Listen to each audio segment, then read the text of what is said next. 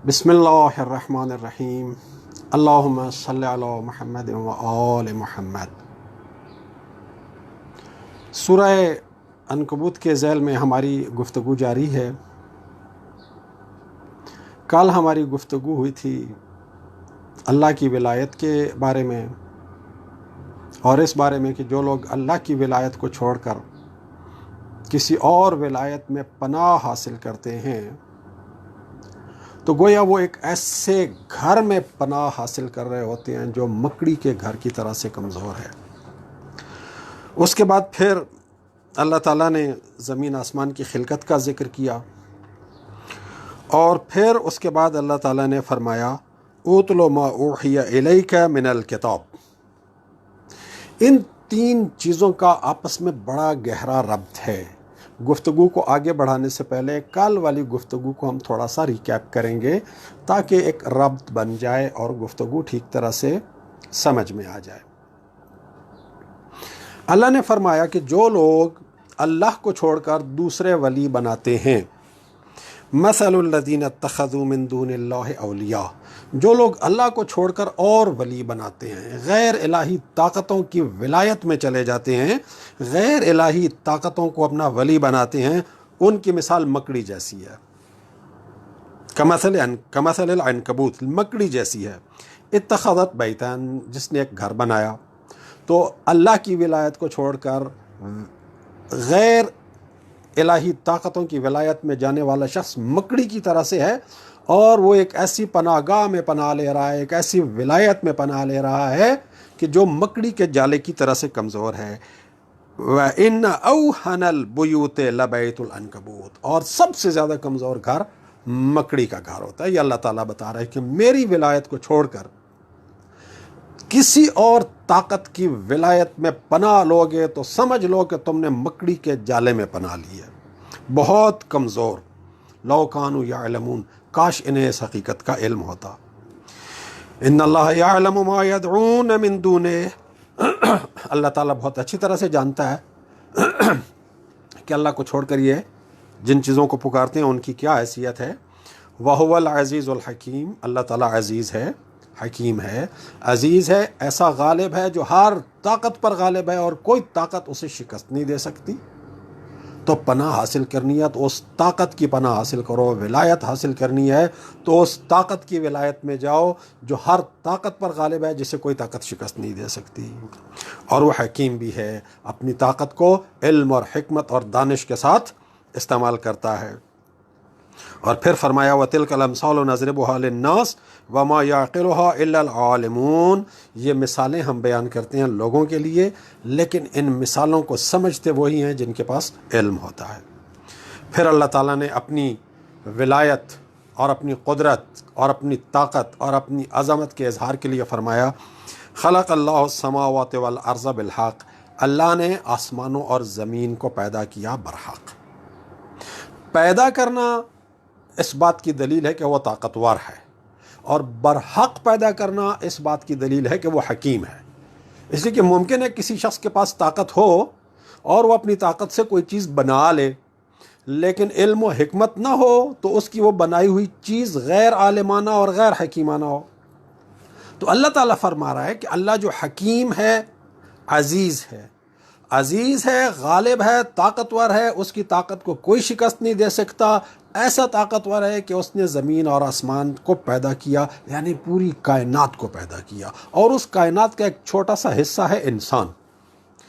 और फिर चूँकि हकीम भी है लिहाजा पैदा किया है बिलहक़, बेमकसद पैदा नहीं किया, बातिल नहीं पैदा किया, अबस नहीं पैदा किया, पर्पज़ लेस पैदा नहीं किया।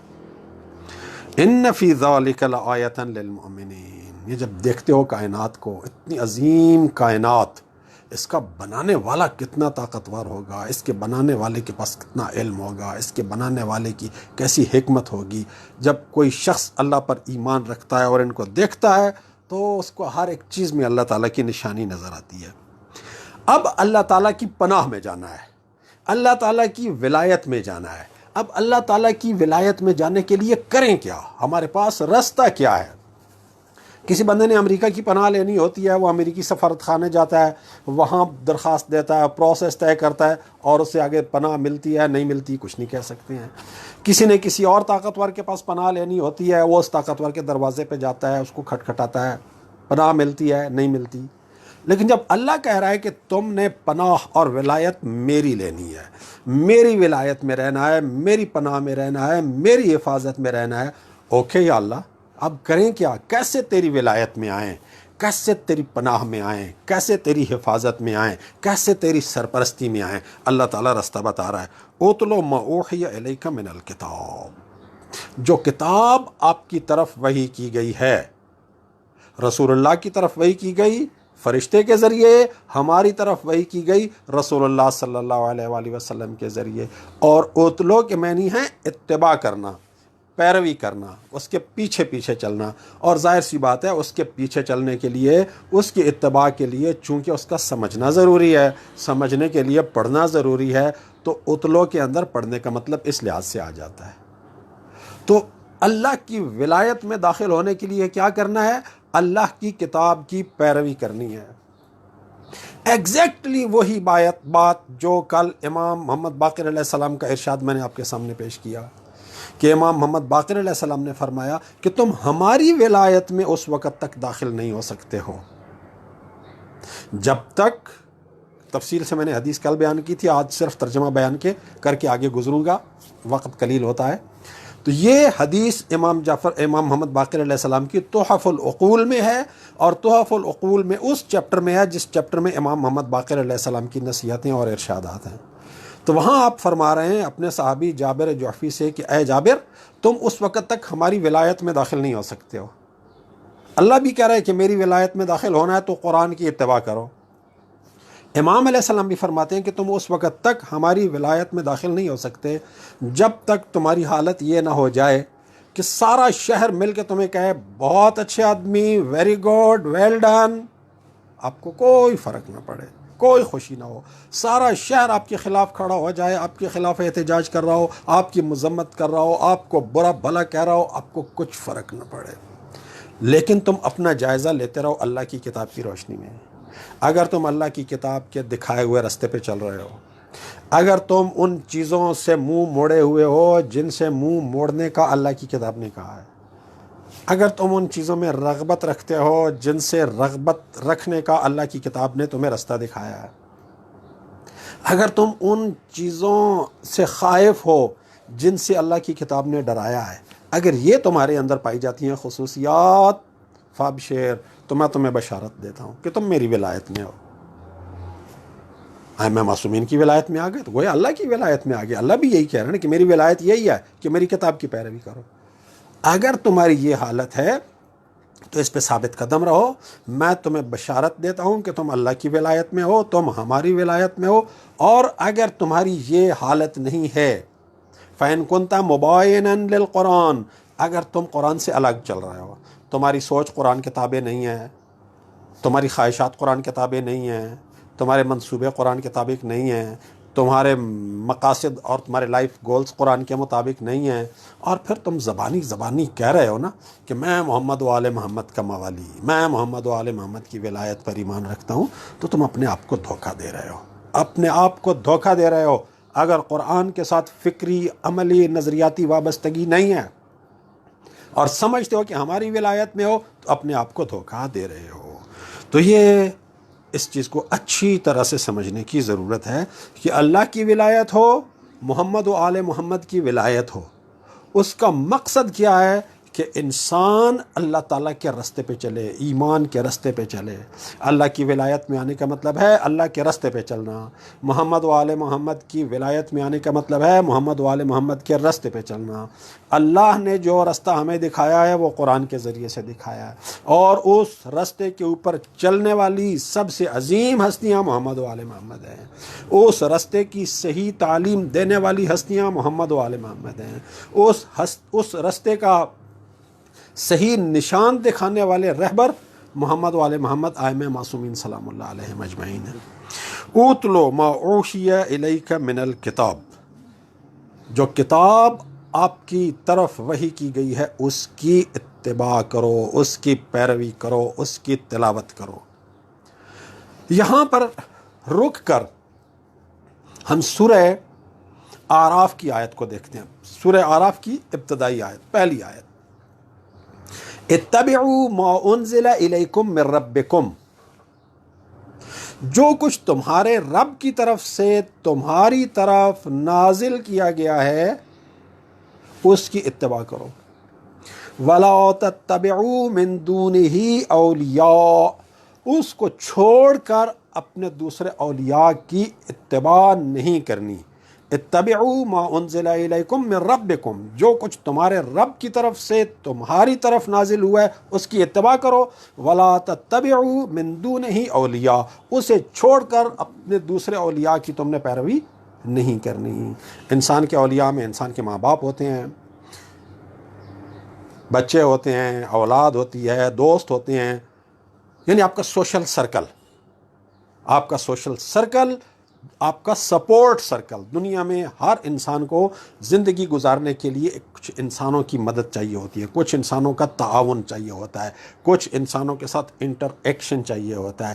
یہ جو انسان کا سوشل گروپ ہوتا ہے، یہ جو انسان کا سوشل سپورٹ گروپ ہوتا ہے، مختصر الفاظ میں سمجھیں کہ یہ ہیں اولیاء۔ تو اللہ تعالیٰ یہ کہہ رہا ہے کہ آپ کا جو سوشل سسٹم ہے، آپ کا جو سوشل گروپ ہے، آپ کا جو سوشل سپورٹ سسٹم ہے، جو بھی ہے، آپ نے اس کی اتباع نہیں کرنی قرآن کو چھوڑ کر۔ ماں باپ کی بات ماننی ہے، دیکھنا ہے کہ قرآن کے مطابق ہے یا نہیں۔ میاں بیوی ایک دوسرے کی بات ماننی ہے، دیکھنا ہے قرآن کے مطابق ہے یا نہیں۔ اولاد کی بات ماننی ہے، لیکن پہلے دیکھنا ہے قرآن کے مطابق ہے یا نہیں۔ دوستوں کی بات ماننی ہے، لیکن پہلے دیکھنا ہے کہ قرآن کے مطابق ہے یا نہیں۔ علماء کی بات ماننی ہے، لیکن پہلے یہ دیکھنا ہے قرآن کے مطابق ہے یا نہیں۔ فقہاء کا فتویٰ ماننا ہے، پہلے یہ دیکھنا ہے قرآن کے مطابق ہے یا نہیں۔ اللہ تعالیٰ یہ سب مومنین کو حکم دے رہا ہے، اتبعوا ما انزل الیکم من ربکم، جو اللہ نے تمہاری طرف نازل کیا ہے اس کی اتباع کرنی ہے۔ ولا تتبعوا من دونہ اولیاء، اس کو چھوڑ کر کسی ولی کی اتباع نہیں کرنی ہے۔ یہاں سے پتہ چلتا ہے، اور امام محمد باقر علیہ السلام کے اس ارشاد سے پتہ چلتا ہے کہ ایک مومن کی قرآن فہمی کس درجے پہ ہونی چاہیے، ایک مومن کو کس درجے کا قرآن فہم ہونا چاہیے۔ ایک مومن کو کس درجے کا قرآن فہم ہونا چاہیے، ایک مومن کو اس درجے کا قرآن فہم ہونا چاہیے، ایک مومن کو اس درجے کا قرآن فہم ہونا چاہیے کہ کوئی شخص بھی اس سے کچھ بھی کہے تو اسے معلوم ہونا چاہیے کہ یہ بات اللہ کی کتاب کے مطابق ہے یا اللہ کی کتاب کے مطابق نہیں ہے۔ اس لیول کی ہونی چاہیے قرآن فہمی ایک مومن کی۔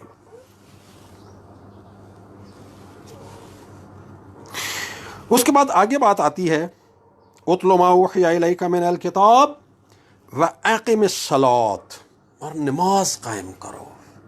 اللہ کی ولایت میں آنے کا مفہوم ہی کوئی نہیں رہتا اگر کوئی انسان اللہ کی اطاعت کرتے ہوئے نماز نہیں پڑھ رہا۔ جس شخص کی زندگی میں نماز نہیں ہے سمجھیں وہ شخص اللہ کی اطاعت میں نہیں ہے۔ جس شخص کی زندگی میں نماز نہیں ہے سمجھیں کہ وہ شخص اللہ کی ولایت میں نہیں ہے۔ جس شخص کی زندگی میں نماز نہیں ہے سمجھ لیں کہ وہ شخص محمد و آل محمد کی ولایت میں نہیں ہے۔ اقیم الصلاۃ، نماز قائم کرو۔ کیا فائدہ ہوگا؟ ان الصلاۃ تنہی عن الفحشاء والمنکر، نماز فحشاء سے روکتی ہے، بڑے گناہوں سے روکتی ہے، بدکاریوں سے روکتی ہے، بے حیائی سے روکتی ہے، ہر قسم کے اللہ کے ناپسندیدہ کام سے روکتی ہے، یعنی غیر ایمانی رستے پر چلنے سے نماز روکتی ہے۔ اللہ کی ولایت میں آنے کا مطلب کیا ہے کہ آپ اللہ کے رستے پر چلو۔ اب کچھ چیزیں جو آپ کو دھکیلتی ہیں کہ آپ اللہ کے رستے سے ہٹ کے دوسرے رستے پہ چلو۔ نماز ایک ایسا ڈیوائس ہے، نماز ایک ایسی چیز ہے جو آپ کو روکتی ہے ان چیزوں سے جو آپ کو اللہ کے رستے سے ہٹا سکتی ہیں، گناہوں سے، بدکاری سے، بے حیائی سے، ان ساری چیزوں سے نماز روکتی ہے۔ ان الصلاۃ تنہی عن الفحشاء والمنکر، نماز ان سارے برے کاموں سے روک دیتی ہے جو آپ کو اللہ کے راستے سے ہٹا سکتے ہیں، اللہ کے راستے سے دور کر سکتے ہیں۔ وہ سارے گناہ، وہ سارے بے حیائی اور بدکاری کے کام جو اللہ کو پسند نہیں ہیں، جو اللہ کو پسند نہیں ہیں، نماز ان سے روکتی ہے۔ اچھا، اب ممکن ہے کوئی شخص کہے کہ جی میں تو آلریڈی، میری بچپن کی تربیت بڑی اچھی ہے، میرا تقوی بڑا اچھا ہے، میری دینداری بڑی اچھی ہے، میرا ایمان بڑا اچھا ہے، میں تو کوئی برا کام کرتا ہی نہیں ہوں، میری زندگی میں تو کوئی گناہ ہے ہی کوئی نہیں، میری زندگی میں تو کوئی بدکاری ہے ہی کوئی نہیں، میری زندگی میں تو کوئی فحش کام ہے ہی نہیں، تو اب میں نماز کس لیے پڑھوں؟ اگر نماز ان کاموں سے روکنے کا ایک ذریعہ ہے تو یہ کام تو آلریڈی میری زندگی میں نہیں ہے، میں ان کاموں سے آلریڈی رکا ہوا ہوں، تو اب میں کیا کروں؟ اب میں نماز پڑھوں یا نہ پڑھوں؟ نہیں، نماز پڑھو۔ کیوں؟ صرف یہی ایک مقصد نہیں ہے نماز کا، نماز کا ایک اور مقصد بھی ہے، وَلَذِكْرُ اللَّهِ أَكْبَرُ، اقیم الصلاۃ، نماز قائم کرو، ان الصلاۃ تنہی عن الفحشاء والمنکر، نماز فحشاء اور منکرات سے روکتی ہے، اور اس کے بعد وَلَذِكْرُ اللَّهِ أَكْبَرُ، جو اللہ کا ذکر ہے نا وہ اس سے بڑا مقصد ہے۔ تو نماز قائم کرنے کے دو مقصد ہو گئے، ایک یہ کہ نماز انسان کو، ایک مومن انسان کو برے کاموں سے، بدکاریوں سے، منکرات سے بچاتی ہے، اور دوسرا یہ کہ نماز اللہ کا ذکر ہے، اور یہ اللہ کا ذکر ہونے والا پہلو جو ہے یہ پہلو بڑا ہے۔ دو پہلو ہو گئے، ایک پہلو فحشاء اور منکرات سے روکنا، دوسرا پہلو اللہ کا ذکر۔ اللہ تعالیٰ فرما رہا ہے کہ ایک عام آدمی کے لیے تو یہ دونوں پہلو ہیں کہ بدکاری اور فحشاء و منکرات سے بھی روکتی ہے نماز، اور اللہ کے ذکر میں بھی انسان کو جوڑتی ہے، اللہ کے ذکر کے ساتھ بھی انسان کو وابستہ کر دیتی ہے، اللہ کی یاد میں انسان کو مصروف رکھتی ہے۔ لیکن اگر کسی شخص کی زندگی میں گناہ نہیں ہے، بدکاری نہیں ہے، تو اللہ کی یاد اور اللہ کا ذکر یہ تو بہرحال ضروری ہے نا۔ وَلَذِكْرُ اللَّهِ أَكْبَرُ، اللہ کا ذکر جو ہے یہ ایک بڑا فائدہ ہے، لہٰذا نماز جو ہے اس کو آپ نے کبھی بھی حقیر نہیں سمجھنا ہے، نماز کی اہمیت کو سمجھنا ہے کہ نماز آپ کو اللہ تعالیٰ کی ولایت کے اندر قائم رکھنے کا ایک ذریعہ ہے۔ سورہ طٰہٰ کی آیت نمبر 14 میں اللہ تعالیٰ نے ذکر کیا کہ جب حضرت موسیٰ علیہ السلام کوہ طور پر، جب حضرت موسیٰ علیہ السلام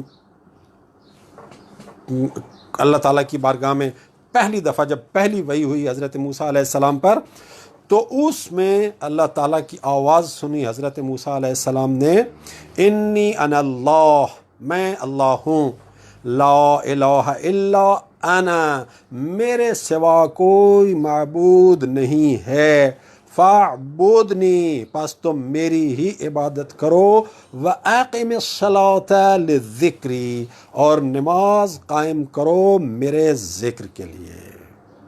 تو نماز قائم کرنی ہے اللہ کے ذکر کے لیے، یہ بڑا مقصد ہے، اور دوسرا مقصد کیا ہے کہ انسان فحشاء سے، منکرات سے، گناہوں سے، بدکاریوں سے بچ جائے، ان سارے کاموں سے بچ جائے جو انسان کو اللہ کے راستے سے دور کر دیتے ہیں۔ اس ذیل میں کچھ احادیث، ان کا ذکر بھی ضروری ہے، جس سے پتہ چلے گا کہ نماز کی کیا اہمیت ہے۔ تفسیر نور الثقلین اسی صورت کی اسی آیت کے ذیل میں رسول اللہ صلی اللہ علیہ وآلہ وسلم سے ایک حدیث ہے، من لم تنہہ صلاتہ عن الفحشاء والمنکر لم یزدد من اللہ الا بعدا، جس شخص کو اس کی نماز نے فحشاء اور منکرات سے نہیں روکا تو اس شخص کی اللہ سے دوری میں ہی اضافہ ہوتا چلا جائے گا۔ پڑھتا جائے نمازیں، نماز پڑھتے ہیں، کیا نیت کرتے ہیں؟ نماز پڑھتا ہوں ظہر کی 4 رکعت واجب، قربتاً الی اللہ، اللہ اکبر، قربتاً الی اللہ کی نیت سے نماز پڑھ لی، نماز ختم کر لی، لیکن نماز کے باوجود زندگی میں گناہ بھی موجود ہیں، نماز کے باوجود زندگی میں فحشاء بھی موجود ہیں، نماز کے باوجود زندگی میں منکرات بھی موجود ہیں، نماز اتنی بے جان ہے، اتنی مری ہوئی ہے کہ نہیں روک رہی ہے فحشاء اور منکرات سے، تو رسول اللہ صلی اللہ علیہ وآلہ وسلم فرماتے ہیں کہ جس شخص کو اس کی نماز فحشاء اور منکرات سے نہیں روکتی تو یہ اللہ تعالیٰ سے دوری ہوتا چلا جائے گا. نماز پڑھے گا، اس کی نماز اللہ اور دور ہوگا اللہ تعالیٰ سے. نماز پڑھے گا اور دور ہوگا، نماز پڑھے گا اور دور ہوگا، اس کی دوری میں ہی اضافہ ہوگا. صرف یہی نہیں بلکہ ایک اور حدیث میں فرماتے ہیں لا صلاۃ لمن لم یطع الصلاۃ، اس شخص کی نماز ہوتی ہی نہیں ہے، اس شخص کی نماز ہے ہی نہیں، اس شخص کی نماز ہی نہیں ہے جو نماز کی اطاعت نہیں کرتا. لا صلاۃ، نماز نہیں ہے اس شخص کی، لمن لم یطع الصلاۃ، جو نماز کی اطاعت نہیں کرتا. اور نماز کی اطاعت کیا ہے؟ نماز کی اطاعت کیا ہے؟ وطاعت الصلاۃ ان ینتہی عن الفحشاء والمنکر، اور نماز کی اطاعت یہ ہے کہ انسان فحشاء اور منکرات سے باز آ جائے. جب نماز روک رہی ہے فحشاء اور منکرات سے، نماز کہہ رہی ہے فحشاء اور منکرات کو انجام نہیں دینا ہے، اور پھر کوئی شخص فحشاء اور منکرات کو انجام دیتا ہے تو اس کا مطلب ہے کہ یہ نماز کی نافرمانی کرتا ہے. جب انسان نماز میں کھڑا ہو کے کہتے ایاک نعبد، یا اللہ میں صرف اور صرف تیرا بندہ ہوں، زندگی میں ہر قدم پر، ہر چھوٹے بڑے کام میں، تمام معاملات میں میں تیری بندگی کروں گا، تیرے احکام کے مطابق چلوں گا، تو پھر اس کمٹمنٹ کا مطلب کیا ہے؟ کہ چھوڑ دے انسان ہر گندے کام کو، ہر برے کام کو، ہر فحشاء کو، ہر منکرات کو. اور جب انسان کہتا ہے کہ اہدنا الصراط المستقیم صراط الذین انعمت علیہم، مجھے ہر قدم پر، ہر مرحلے پر سیدھے راستے کی ہدایت کرتا رہے، ان لوگوں کا راستہ جن پر تو نے اپنی نعمتیں نازل کی، تو پھر زندگی میں ہر قدم پر اس کے مطابق چلنا ہوگا. اگر اس کے مطابق نہیں چل رہا ہے تو اس کا مطلب ہے اپنی نماز کی وائلیشن کر رہے ہیں، ایاک نعبد و ایاک نستعین کی وائلیشن کر رہے ہیں، اہدنا الصراط المستقیم کی وائلیشن کر رہے ہیں، صراط الذین انعمت علیہم کی وائلیشن کر رہے ہیں.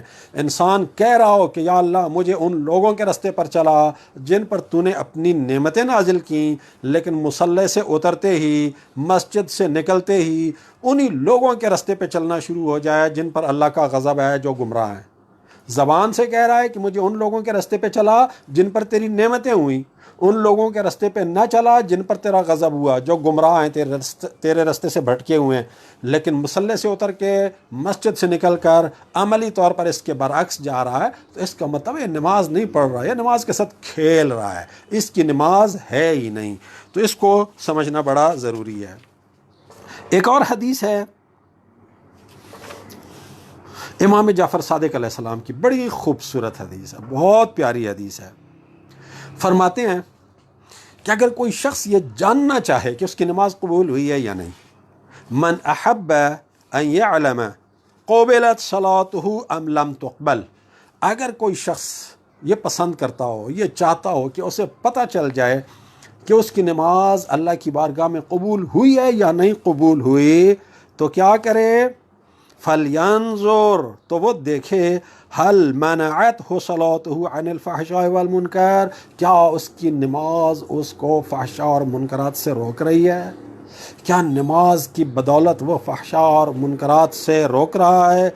فَبِقَدْرِ مَا مَنَعَتْهُ قُبِلَتْ صَلَاتُهُ، جتنا اس کی نماز اس کو فحشاء اور منکرات سے روکتی ہے، جتنا اس کی نماز اس کو بدکاری سے روکتی ہے، جتنا اس کی نماز اسے گناہوں سے روکتی ہے، اتنی قبول ہوئی ہے، اور جتنا نہیں روکتی اتنا قبول نہیں ہوئی. بہت اچھا معیار دیا ہے امام جعفر صادق علیہ السلام نے ہمیں کہ ہم دیکھتے رہیں کہ ہم جو نمازیں پڑھ رہے ہیں، ہماری نمازیں اللہ تعالیٰ کی بارگاہ میں قبول ہو رہی ہیں یا قبول نہیں ہو رہی ہیں.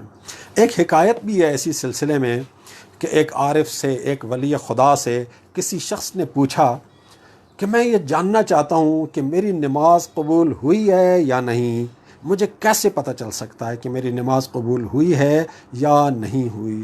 تو اس ولی خدا نے، اس عارف باللہ نے اس کو ایک بڑا خوبصورت پریکٹیکل جواب دیا. کہا دیکھو، بڑا آسان طریقہ ہے یہ جاننے کا کہ تمہاری نماز قبول ہوئی ہے یا نہیں. فرض کرو اللہ تعالیٰ تمہیں انچارج بنا دے کہ لوگوں کی نمازیں قبول کرنا یا قبول نہ کرنا تمہارا کام ہے، تمہیں اللہ تعالیٰ انچارج بنا دے نمازیں قبول کرنے کا. پھر دیکھو ایمانداری سے دیکھو کہ تم اپنی نماز کو قبول کرتے ہو یا نہیں کرتے ہو. تمہاری نماز قبولیت کے معیار پہ پوری اترتی ہے یا نہیں اترتی. تو یہ اہم چیزیں ہیں نماز کے حوالے سے. اقیم الصلاۃ، نماز کو قائم کرو، نماز کو قائم کرو.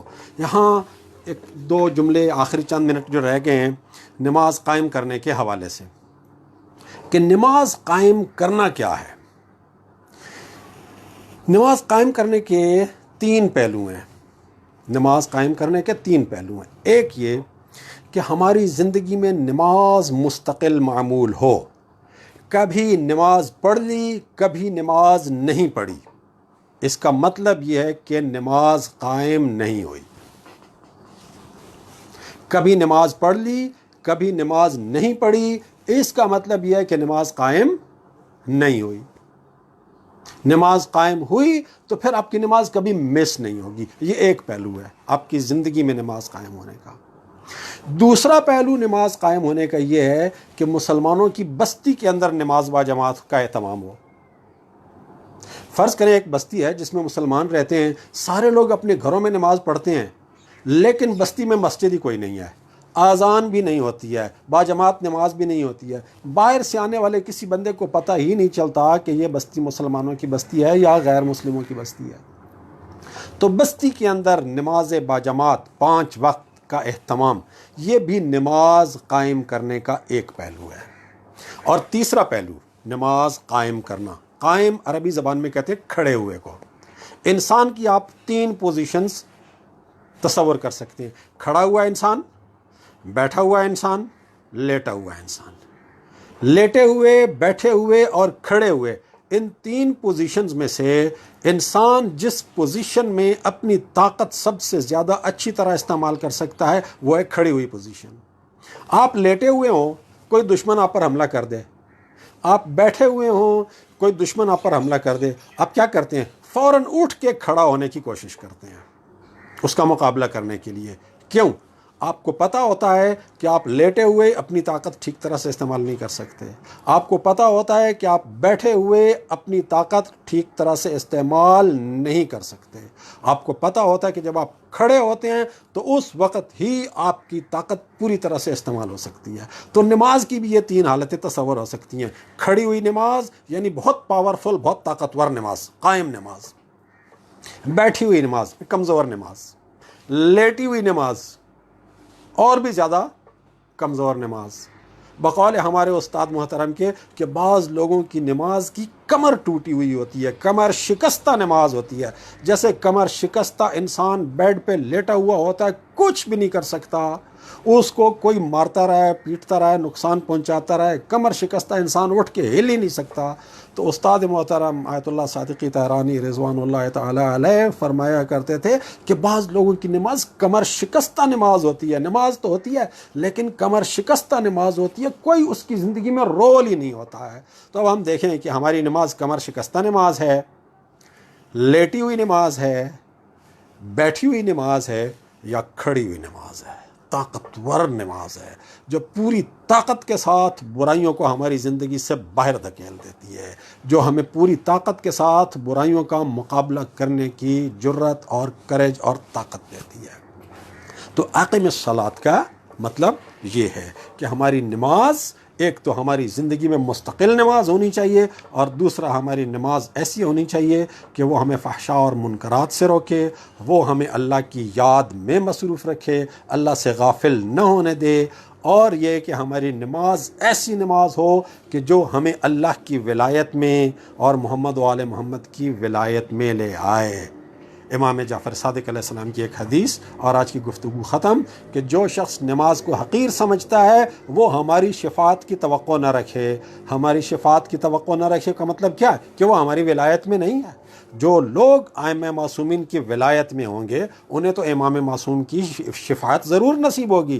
تو جب امام علیہ السلام فرما رہے ہیں کہ جو شخص نماز کو حقیر جانتا ہے، جو شخص نماز کو خفیف جانتا ہے، یعنی جو شخص نماز کو لائٹلی لیتا ہے، وہ ہماری شفاعت کی امید نہ رکھے. مطلب یہ کہ وہ ہماری ولایت میں داخل نہیں ہے. اللہ تعالی ہم سب کو مکڑی کے جالے جیسے گھروں سے محفوظ رکھے، اور ہمیں اپنی حقیقی ولایت اور اپنی حقیقی پناہ میں آنے کی توفیق عطا فرمائے، محمد و آل محمد کی ولایت میں آنے کی توفیق عطا فرمائے، قرآن کو سمجھنے اور قرآن کی اتباع کرنے کی توفیق عطا فرمائے، نماز کو اس طرح سے قائم کرنے کی توفیق عطا فرمائے کہ ہماری نماز ہمیں فحشاء اور منکرات سے روکنے والی نماز بن جائے، اور ہماری نماز ہمیں 24 گھنٹے اللہ تعالیٰ کے ذکر میں مصروف رکھنے والی نماز بن جائے۔ والحمد للہ رب العالمین۔